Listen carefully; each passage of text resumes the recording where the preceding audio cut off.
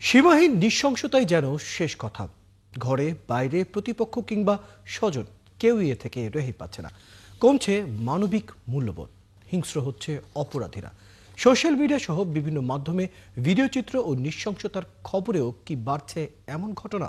বিশ্লেষকরা বলছেন, সনাতন সমাজ ব্যবস্থা থেকে আধুনিক সমাজ ব্যবস্থায় উত্তরণ, রাজনৈতিক অস্থিরতা, সামাজিক অসমতা, দ্বন্দ্ব, লোভ ও হতাশা থেকেই মানুষ দিন দিন নৃশংস হয়ে উঠছে।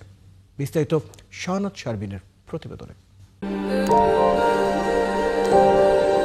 নিজের ঘরে ঘুমে কিংবা যাত্রাপথে পরিবহনে নিমেষে গায়েব হয় মোবাইল বা মূল্যবান অলংকার। এই খবর স্ক্রল ডাউন করে নামলেই নিউজ ফিডে ভেসে আসে আরও নৃশংসতা ও বর্বরতার কোনো দৃশ্য। এমন দৃশ্য এই শহরে বা দেশজুড়ে নিত্য যন্ত্রণার এক অনিবার্য বাস্তবতা। আইনশৃঙ্খলা বাহিনীর পরিসংখ্যানেও মেলে সেই সত্যতা। পুলিশ সদর দপ্তরের তথ্য অনুযায়ী চলতি বছরের জানুয়ারি থেকে সেপ্টেম্বর পর্যন্ত গত 9 মাসে শুধু রাজধানীতে 349টি খুনের ঘটনা ঘটেছে। সবচেয়ে বেশি 75টি খুন হয়েছে জুলাই মাসে। প্রতি মাসে গড় খুন 39 জন, যা গত 10 বছরের মধ্যে সর্বোচ্চ। আপনার প্রিয় কাপড়ের যত্নে এলো এনজাইম সমৃদ্ধ Arik silver wash detergent powder, 500 গ্রাম মাত্র 70 টাকা। প্রিমার্ক। গণমাধ্যম ও মানবাধিকার সংস্থার তথ্যে দেখা যাচ্ছে, গেল এক বছরে প্রায় 300 মানুষ রাজনৈতিক সহিংসতার বলি হয়েছেন। এছাড়াও গণপিটুনি, গোষ্ঠীগত দ্বন্দ্ব, সামাজিক কলহের জেরে সহিংসতার মাত্রা ছাড়িয়েছে। প্রতিশোধমূলক হত্যার বর্বরতা দেখে গা শিউরে ওঠে। বিশেষজ্ঞরা বলছেন, সমাজে সহমর্মিতা ও মানবাধিকার সংকট এ ধরনের প্রবণতা আরও বাড়িয়ে তুলছে। এগুলো যখন করে তখন সেই নিউজটাকে অনেক বেশি গ্লোরিফাই হয় এবং সঠিকভাবে বিচার হয় না। এই বিচার না হওয়া, বিচারবহির্ভূত থাকাটাই তাকে আরও একটু উৎসাহ দেয় যে এরকম কাজে সে, এবং একটা হিরো ইমেজ লাভ করে সে, যেভাবে আমি মনে করি যে হ্যাঁ আমি কিছু একটা করে ফেললাম।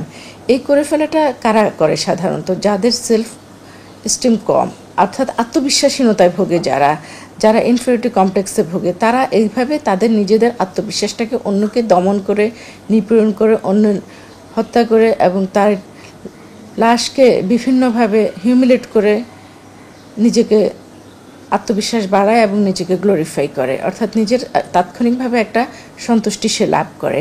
সামাজিক মাধ্যমে অসহিষ্ণুতার দৃশ্যে অজান্তেও কেউ কেউ করছেন রপ্ত। সামাজিক মূল্যবোধ, ডিজিটাল লিটারেসি দরকার এই বর্বরতা হ্রাস করতে।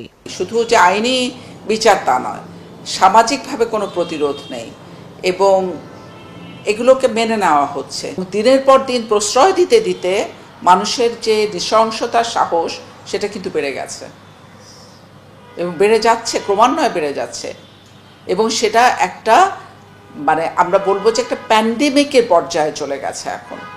এখন কিন্তু আর একটি দুটি ঘটনা বিচ্ছিন্ন ঘটনা হিসাবে আপনি দেখতে পারবেন না।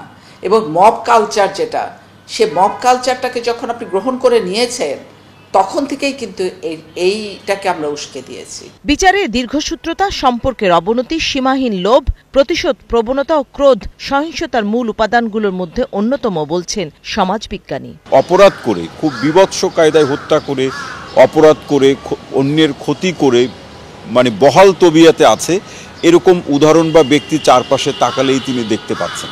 আর পারিবারিক পরিমণ্ডলে বলুন, ব্যক্তিগত যে দ্বন্দ্ব বা স্বার্থের যে সংঘাত, এই ব্যাপারগুলো নেই এমন কোনো সমাজ নেই। কিন্তু এই ব্যাপারগুলো প্রতিটি সমাজ নিয়ন্ত্রণ করে দুইভাবে। একটি হচ্ছে আইনের শাসন দিয়ে, আর একটি হচ্ছে যে সমাজের মধ্যে যে সামাজিক সম্পর্ক, মানুষের মধ্যে যে সম্প্রীতি, সংহতিবোধ, এটিকে প্রাতিষ্ঠানিকভাবে সামাজিক প্রতিষ্ঠানগুলোকে সম্পৃক্ত করে চর্চা করে এবং মানুষকে এই অভ্যাসে অভ্যস্ত করে। এই দুটির কোনোটিই বাংলাদেশ একটি সন্তোষজনক সূচকে নেই। বিশেষজ্ঞদের মতে, ব্যক্তি, পরিবার, সমাজ ও রাষ্ট্রে বৈষম্য দূরীকরণ ও সামাজিক প্রতিরোধ সৃষ্টি না হলে এই বর্বরতার হ্রাস টানা কঠিন। শাহনাজ শারমিন, ৭১, ঢাকা।